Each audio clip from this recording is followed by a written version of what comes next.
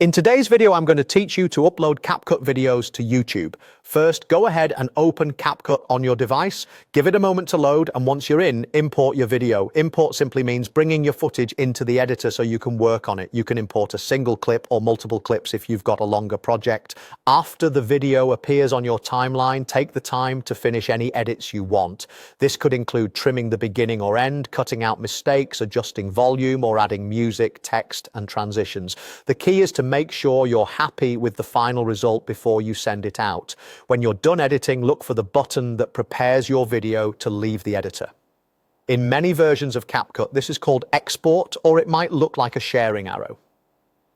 If you see import here in your version, the idea is the same in this context. You're confirming that the edited video is ready to be processed for sharing. Tap that button to proceed. Now, wait for the video to load and process. You'll typically see a progress bar showing the export status. Keep your device awake and avoid switching apps while this happens, since leaving the app can slow down or interrupt the process. The time it takes depends on your video's length, resolution, and the power of your device. A stable internet connection will also help once you begin sharing. When the processing finishes, you'll see options to send the video to different platforms. Choose YouTube from the list. This tells CapCut that you want to hand the finished file directly to YouTube for uploading. If you don't see YouTube right away, scroll through the sharing options until it appears. Finally, tap Share. CapCut will pass your video to YouTube and begin the upload handoff. Stay patient here as well.